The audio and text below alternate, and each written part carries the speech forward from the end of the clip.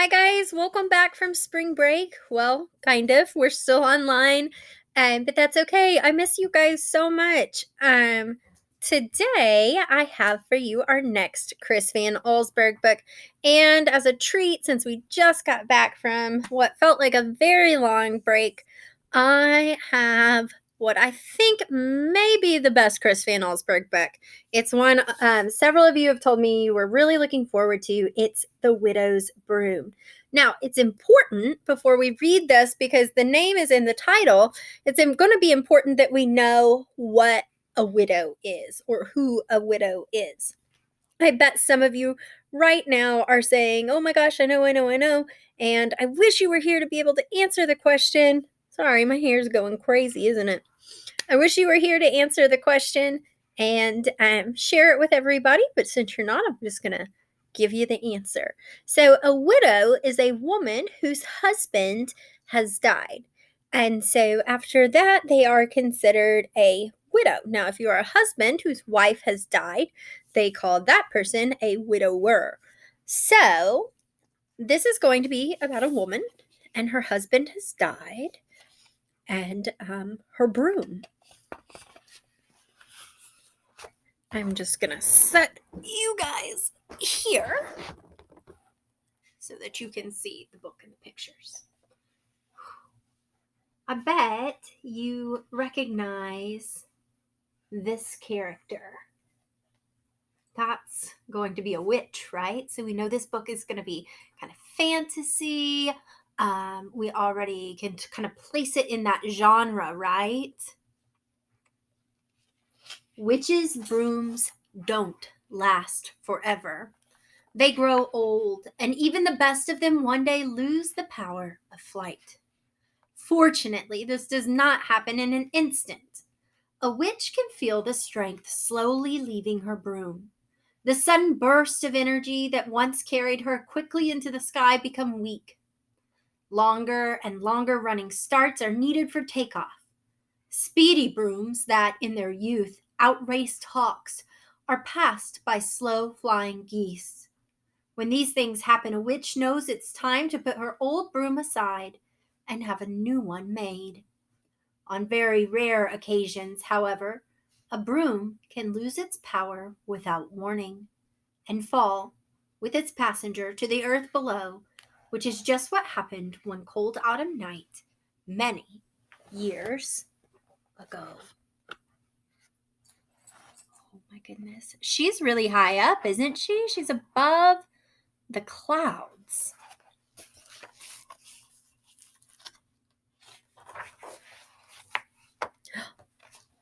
I love this page of this book. This page has no words. So you're going to have to make the words in your head as you look at this picture. What's happening here? I see her cape. I see her hat. Her broom. And look, is the witch on the broom anymore? What tells you that this broom is falling from the sky? Maybe whoa, it's backwards. Maybe the angle of the broom. The way she's kicking her feet. She looks kind of panicked, doesn't she? And how high up is she? You can kind of tell because look how tiny the house looks. I love that we get to write the words to that page ourselves. Out of a moonlit sky, a dark-cloaked figure came spinning to the ground. The witch, along with her tired broom, landed beside a small white farmhouse, the home of a lonely widow named Minna Shaw. At daybreak, Widow Shaw discovered the witch lying in her vegetable garden. She was bruised and bloody and couldn't stand up on her own. In spite of her fear, and because she was a kind woman, Minna Shaw helped the witch inside and put her to bed. The witch asked Minna Shaw to draw the curtains, then wrapped herself tightly in her black cape and fell soundly asleep. Now, when it says the witch asked Minna Shaw to draw the curtains, what do you think that means? Does she mean draw a picture of the curtains? That doesn't make sense. Why would she want to drawing of the curtains. I bet she's asking her to close them.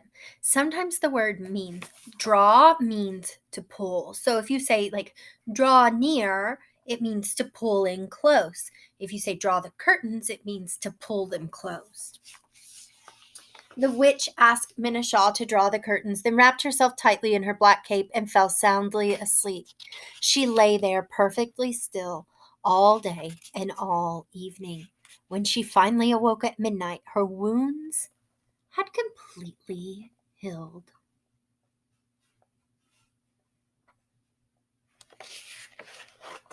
She rose from the bed and moved silently through the widow's house. Minashaw was asleep in a chair by the fireplace where embers of a dying fire glowed on the hearth. The witch knelt and took one of the red-hot coals in her hand. Outside, she made a fire of leaves and twigs, then dropped a strand of her hair into the flame. The fire hissed and crackled, burning with a brilliant blue light. Before long, the witch could see a dark form flying overhead. It was another witch who circled slowly and landed beside the fire. The two women spoke briefly, the first witch gesturing toward the garden where her old broom rested. Then they sat side by side on the second witch's broom and flew off over the treetops. So here she is. She's kind of mysterious looking, isn't she?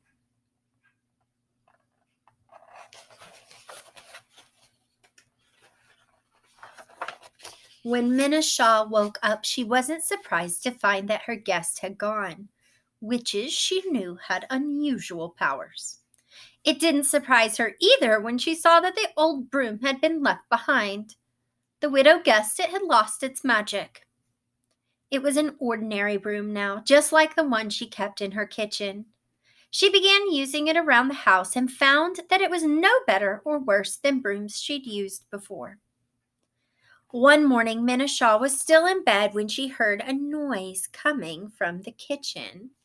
She peeked in and saw something that made her heart jump. What do you think it was? He's letting us guess, right? Okay, let's find out. There was a broom sweeping the floor all by itself. It stopped for a moment and turned to the widow, then went back to work. Oh, look at her face. She's so surprised, isn't she? I can tell she's surprised because she goes.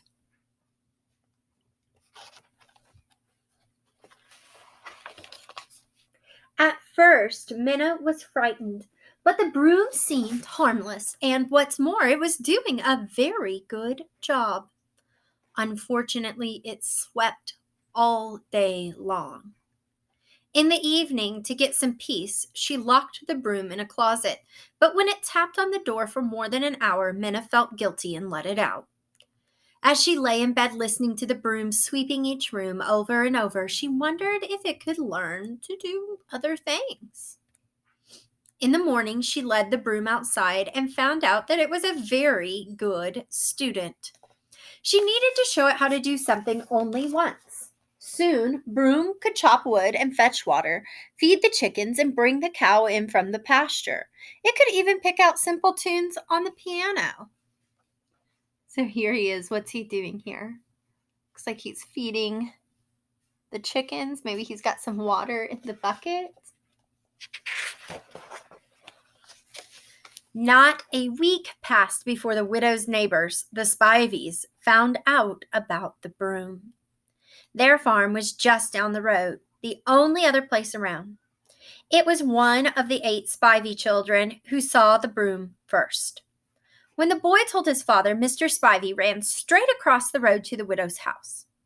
"Is it true?" he demanded. Did she really have such a broom? "Oh, yes," Minashaw answered. "It's wonderful." She told her neighbor all about the broom and the witch who'd left it behind.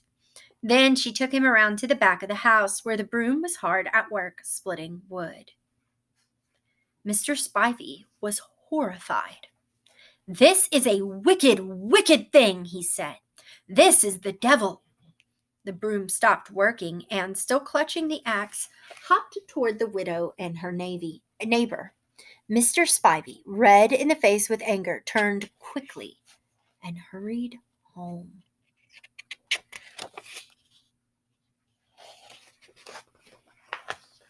Soon, more distant neighbors heard about the broom and visited the widow's farm. The men who saw it seemed to agree. It probably was a wicked thing. But their wives pointed out that it was a great help to the widow and could play piano well, considering that it struck just one note at a time. No one's feelings were as strong as Mr. Spivey's. "It's evil and it's dangerous," he told everyone who would listen. "We'll all be sorry if this thing stays among us." What do you think? Do you think the broom is evil and dangerous? Or do you think it's helpful and good? As days went by, the broom seemed as innocent and hardworking as ever. Though it had learned how to do many things, sweeping brought it special pleasure. It was, after all, a broom. Occasionally, when there was nothing left to do around the widow's house, it would hop down to the road that separated Minashaw's and the Spivey's farms. The road was dirt, of course, and the broom could amuse itself there for hours. A dirt road is a great place for someone who loves to sweep, isn't it? One afternoon, two of the Spivey boys and their dog walked along the road where the broom was happily at work. When they saw what it was doing, they kicked the small stones the broom had swept aside back into its path. The broom ignored them and shuffled off to sweep another part of the road. But the Spivey boys would not leave it alone. They called the broom names.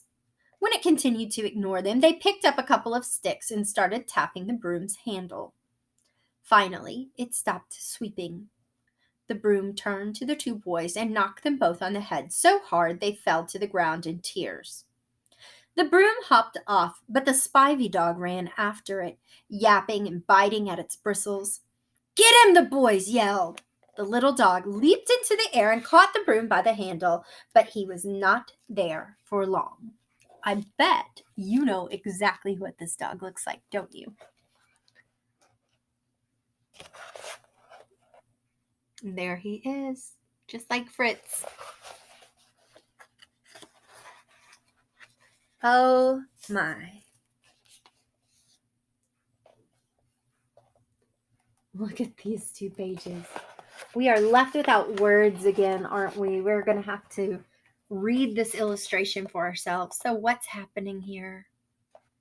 Here's where it starts. So there's the dog attached to the broom, and he flings him. And if you follow the end of his broom handle, you just might be able to spot Fritz up in the sky. And the boy's eyes are telling us, look up there, follow our eyes, and see where he's landed. I love how he tells the story in pictures sometimes.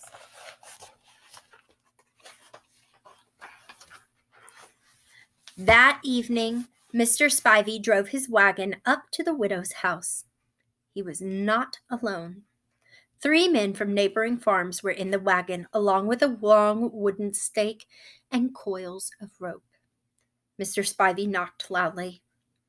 When she opened the door, Minna was frightened by what she saw. "We've come for the broom," her neighbor told her. "It's beaten my sons and likely done worse to my dog."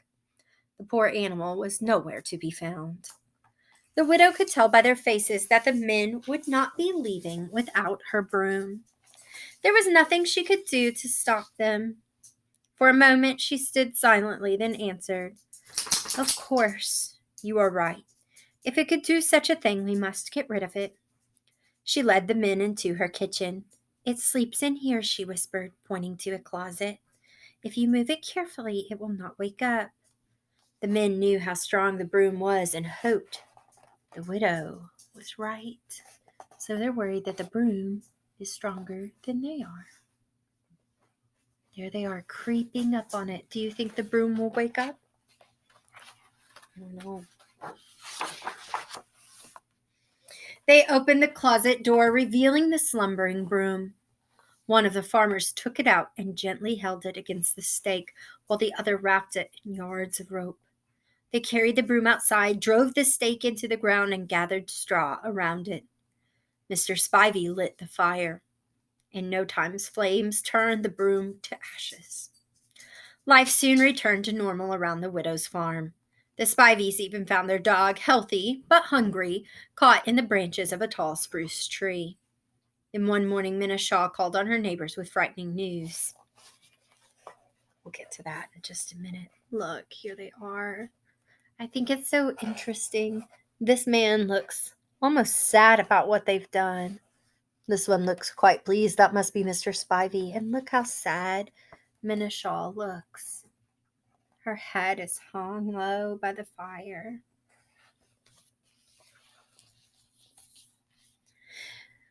One morning, Minna Shaw called her neighbors with frightening news. She had seen the ghost of the broom. It was as white as snow and moved through the woods at night carrying an axe. Mr. Spivey did not believe her. But that night, under a full moon, he watched from a window as the broom's white ghost came out of the woods and slowly circled his house. The next night it returned, circling even closer, and the night after it came again, tapping the axe lightly on the Spivey's door. How creeped out would you be? Oh, and here he is, the ghost of the broom. And you can tell he's moving. That must be the Spivey's house, huh?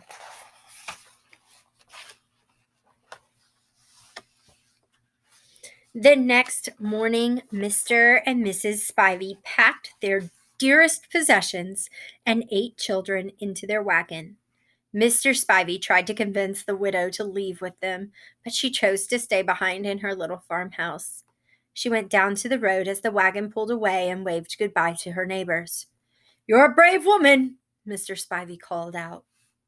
That evening, the widow fell asleep in her chair by the fire. She'd been listening to music. Simple tunes, played one note at a time on a piano. A gentle tap on the shoulder woke her. She looked up and smiled at the broom. Not a ghost at all, but still covered with the coat of white paint she'd given it. "You play so nicely," Minna Shaw said. The broom bowed, put a log on the fire, and played another tune. So, if I'm comparing this and contrasting it to other Chris Van Allsburg texts, I think you'll probably agree that there's a lot they have in common, right? I think the use of illustrations to tell the story, we've seen that in all of his books. Since he's the writer and the illustrator, I think he has total control over that. And that probably is very powerful as an author, don't you think? To be able to draw such wonderful things, you get to draw exactly what you're thinking. You don't have to try to get somebody else to see what you're thinking. We've got kind of mysterious characters, right? The witch in the night who falls from the broomstick and disappears the next morning. The broom is mysterious. We have Fritz showing up again, the little dog. But what I think is so different about the widow's broom is that he doesn't really leave the ending up to us this time, right? We get to be in on the secret with him. We get to know the trick at the end. We get to know that it was definitely not the ghost of the broom, but that it was the widow playing a bit of a trick to get the Spiveys to leave her alone. I'm wondering, do you think that what the widow did was right? Maybe you agree with the Spiveys that the broom is not a good thing, not meant for people to use that way. Or maybe you agree with Minna Shaw. I kind of lean towards agreeing with Minna Shaw. The broom seems awfully sweet. What I would like to know, and what you could leave in the response section for me, is if you had a magic broom that you could teach to do anything, what would you have the broom do? I already know exactly what I'd have the broom do. Maybe a couple things. One, I'd have it clean my room every day so that I didn't have to. Two, I think I'd have it do the dishes. Maybe hang up laundry too. I don't like any of those things. How about you? What would you put the broom in charge of? I can't wait to hear the ideas you come up with. I hope you enjoyed the story. Tomorrow I will be back with Chris Van Allsburg's Probudity, which is a tale of hypnotism. Can't wait to share it with you. I hope you guys are having a great day. I love you, and I'll talk to you later.